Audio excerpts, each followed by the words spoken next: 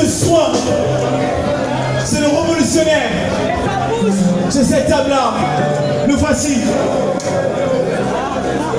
À toi là d'obliger, en toute humilité, il a toujours été humble vis-à-vis des grands. Et ce soir, il marque sa présence. Il répond présent à l'invitation du grand frère, de l'aîné.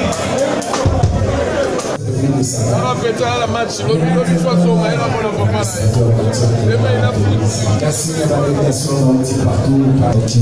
Merci beaucoup. Oh, monsieur.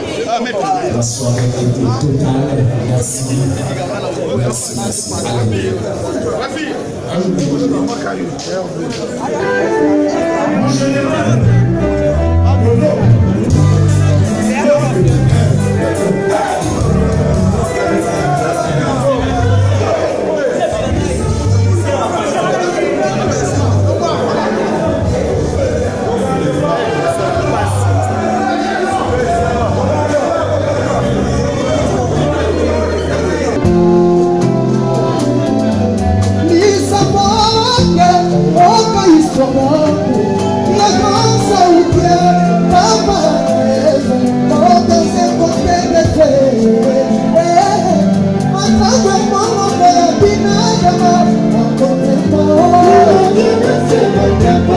Nous sommes GoLocation. Nous prenons votre talon de bagage au pied de l'avion et nous vous déposons tout de suite où vous voulez dans les meilleures conditions possibles pour vous donner plus de temps et de liberté.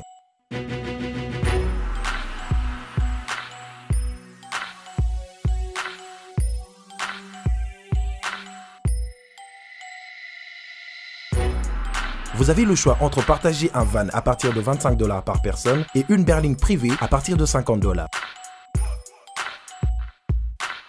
Ce n'est pas tout, nous vous offrons des prix plus avantageux après votre première consommation de nos services partant de l'aéroport. Notre gamme très variée de véhicules vous accompagne dans tous vos événements pour un meilleur séjour à des prix hors concurrence et ce, 7 jours sur 7.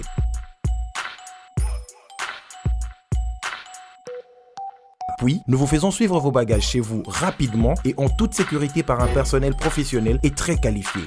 Pour plus d'infos, Europe, Amérique, Congo ou golocation@rdc@gmail.com. GoLocation, nous sommes au Flat Hotel Lontou en face de ShopRite. Avant, quand je prenais mon vol, j'organisais tout seul.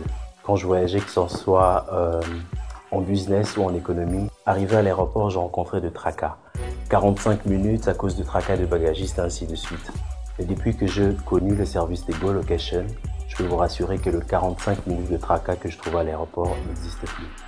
Il y a moins de 30 minutes, bagage nana. Là, plein de bateau, il fallait pas bête. On a pris samedi, à 17h, 17h30. On a tegui ba plan, on a cliqué j'aime.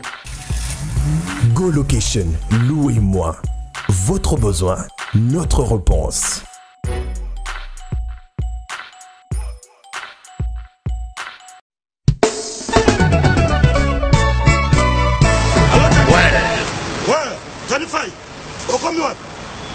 Aux allons la gare du Nord. Bon, tout justement, soit métro ligne 4, qui est dans Marcadet, Poissonnier. Bandaka Komata, Netsozo ya Château Rouge. Pour Yango, Awatoza, et ça entre Marcadet, Poissonnier, na métro Château Rouge. Bandaka Komata, en face, il y a un magasin Carrefour Market, en face, Batalana, au monde drapeau, il y a RDC Congo. Komona awa toza ezaka wana sala rapide nazo sela yo franco na bango tani fai eloko leki libumu ezate nazo sela yo à tout à l'heure.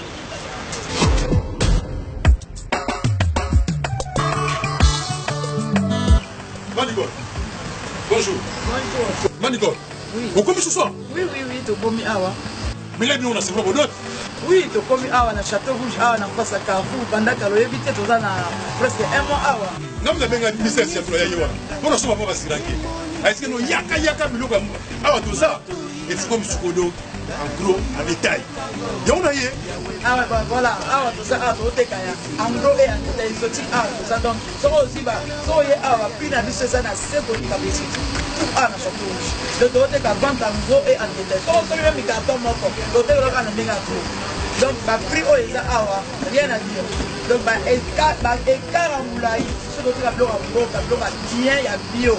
tina yawa na pesa mbongo na baparia osala ke nga na koma kaka awa nazanga mumimi awa te Thomson 5 kg 13,90 non oh ngolo 5 kg 13,90 mama malangwa capitaine normal makayabu oya ambassade oya pembe bongo pondu oya kini pondu oya kini sibul na 5 euro omawa omuna wa na ye libela awa ngai dero bitekute dero fumbwa carton fumbwa na 10 euro c'est du jamais vu yango nde makambo fait donc ça 4 Marcadi Château en face il y a Carrefour Market omona drapeau ya Congo RDC eloko makasi bon mutsambo pe na moni wala vida kisalaki ndeki mon frère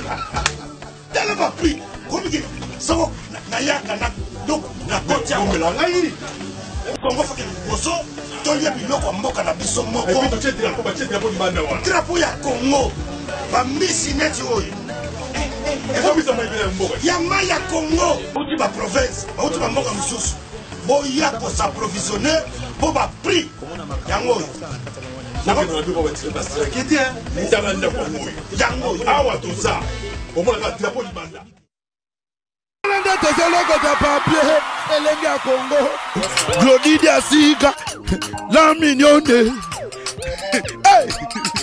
la mignonne Tracy Mbelenga pro Tracy Mbelenga pro kata Kabamora Peleve apprécie la production à l'immédiat et awa ici papa chéri Bim Adam a presté clôture il y a 50 ans alors tout le monde départ il y a fait là maintenant là c'est la poule qui pose à notre toto la mine de boss alors entrée d'ailleurs la salle donc en exclusivité avec le marketeur intelligent Francis Tibaya en collaboration avec le tonton de la presse Juvenal Kibala, tout le boss, le roi, le gros prince de la Coupe congolaise qui balance avec Juvenal. Il y aura trop de victimes de mon vestimentaire. Ça c'est Conga, cause à nostra morte de la tête. À suivre.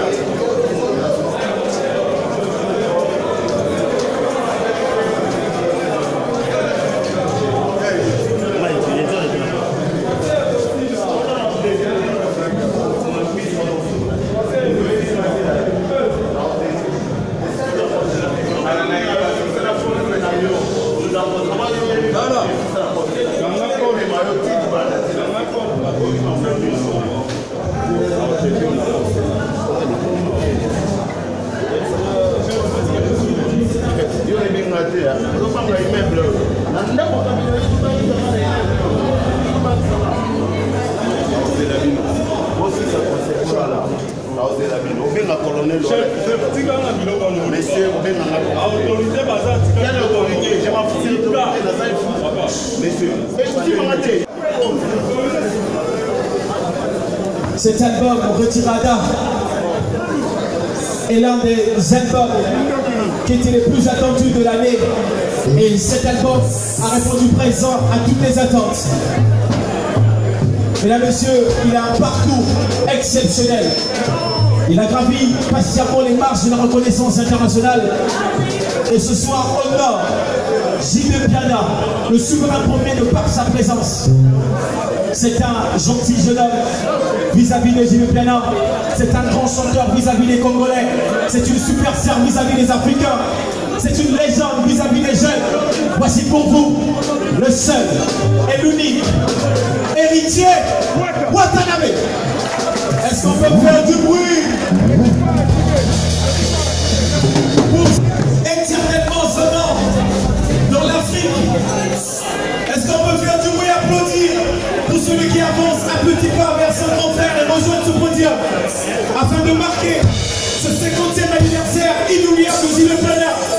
Une parade des artistes. Héritier, c'est l'héritier de la musique congolaise. C'est l'art de la technicité musicale. C'est l'art de la variété. C'est le monsieur propre, le monsieur soin. C'est le révolutionnaire. C'est cette table-là. Le voici. Accolade obligée, en toute humilité. Il a toujours été humble vis-à-vis des grands. Et ce soir, il marque sa présence. Il répond présent à l'invitation du grand frère, de l'aîné. Est-ce qu'on peut applaudir, s'il vous plaît? Regardez ce que est le Congo. Regardez ce qu'est la RDC. Et c'est une tradition, c'est une coutume, c'est une habitude, c'est une instruction, c'est une éducation. Papa chéri sera sur la piste danse lorsque son invité chante. C'est pour honorer ses invités. Rotana, est-ce qu'on peut applaudir pour l'invité spécial parmi tant d'autres ce soir? Héritier Watanabe, uniquement pour vous, maestro.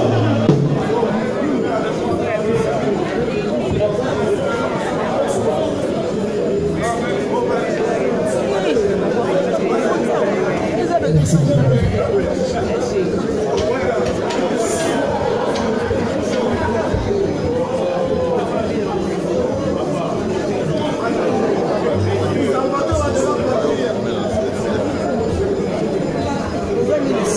Molène s'approche de la noblesse dans le son qui tue au milieu.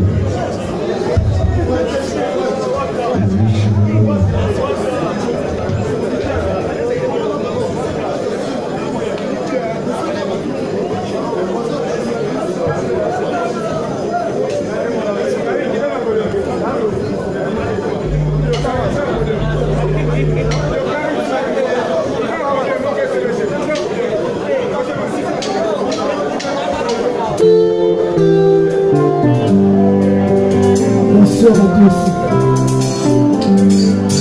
C'est vraiment un plaisir d'être parmi vous. Et merci à ce repas, le leader charismatique, le père Zaraïté.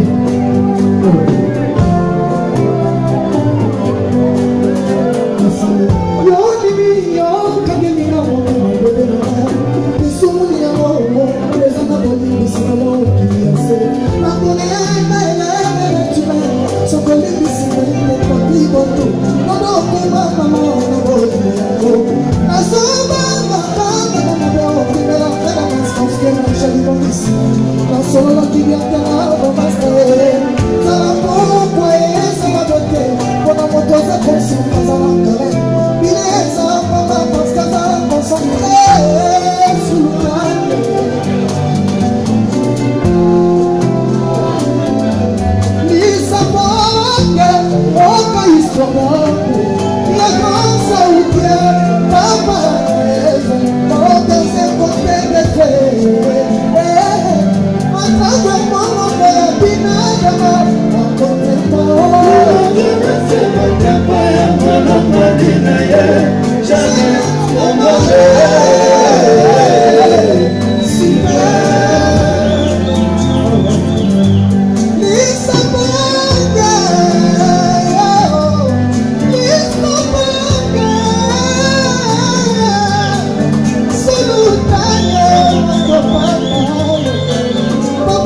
Mon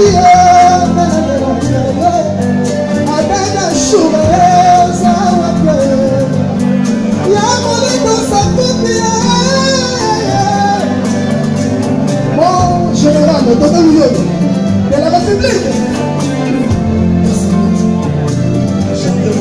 Papi votre tombe,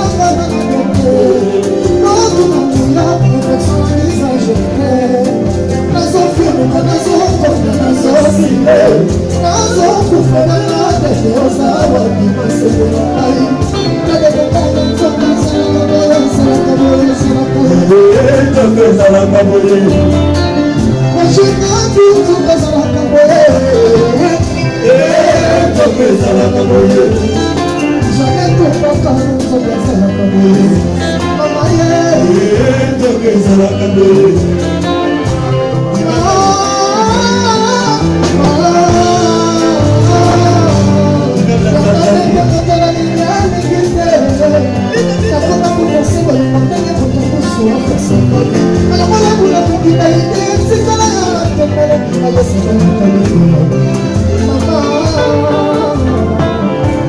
akosenanga nasengi mama na botekelanga papa shali na biso mpona sultani na kombela pozo papa shali tokokota prison 50 ans c'est fête ça se fête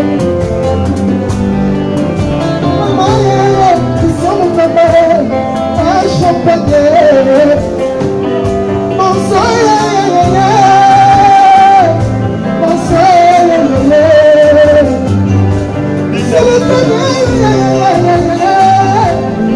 papa chérie, champagne,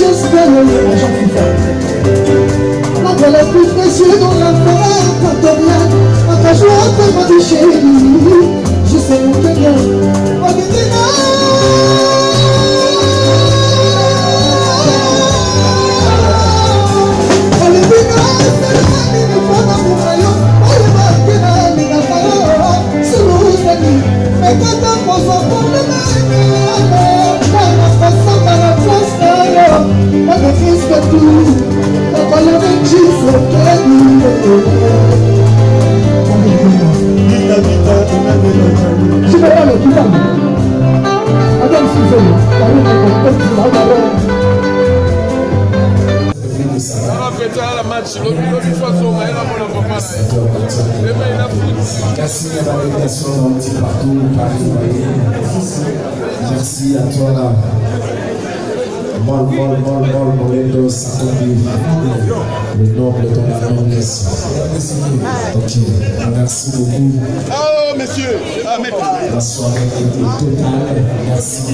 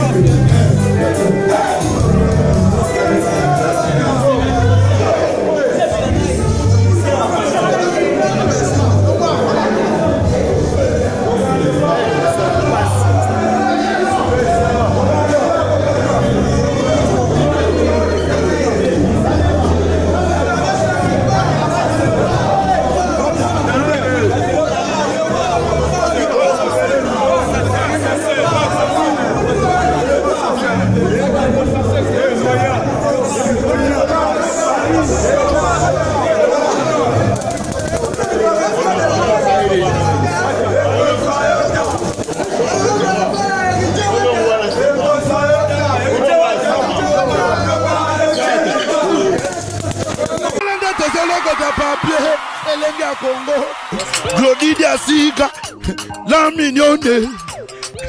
Hey, la mignonne. Tracy Mbelenga bro. Tracy Mbelenga bro. Kata.